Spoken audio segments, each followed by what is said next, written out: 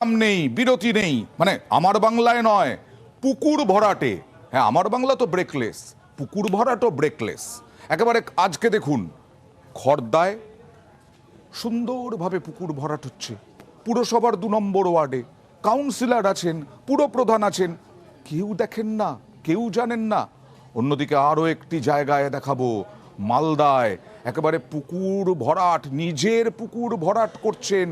চারিদিকে পুকুর ভরাট, আমরা পুকুর চুরি দেখাচ্ছি, কিন্তু আইন আছে এটা জানেনই না, বেনিয়ম এটা জানেনই না পুকুর মালিক। তিনি আবার বিরাট বড়লোক ইমারতের সামগ্রী ব্যবসায়ী। দেখুন,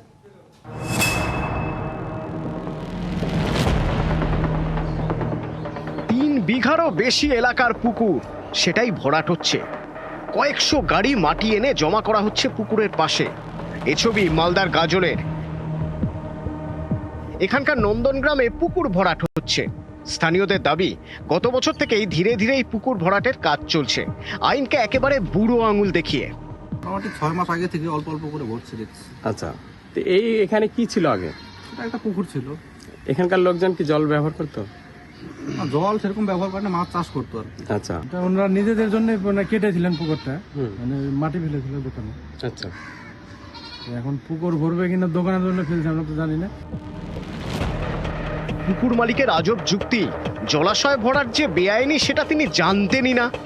গত 6 মাসে এই পুকুরে 500 গাড়ি মাটি ফেলেছেন। মাটি তো এই যে গত বছর 200 গাড়ি ফেলছি, এবার 300 গাড়ি ফেলছি। এটা পুকুর ভরাট করা তো অপরাধ। জমি ছিল, ওই জন্য জানানো হয় না কাউকে, আর আমি অত নিয়ম কানুন জানিও না, আচ্ছা, ওই জন্য জলাশয় ভরাট তো করা যায় না। জলাশয় ভরাট কোনো পারমিশন ছাড়া জলাশয় ভরাট হলে তার এগেইনস্টে পেনাল অ্যাকশন নেওয়া, সেরকম নেওয়া।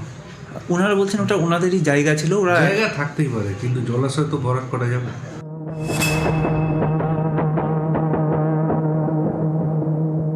উত্তর 24 পরগনার খড়দাতেও চলছে পুকুর ভরাট।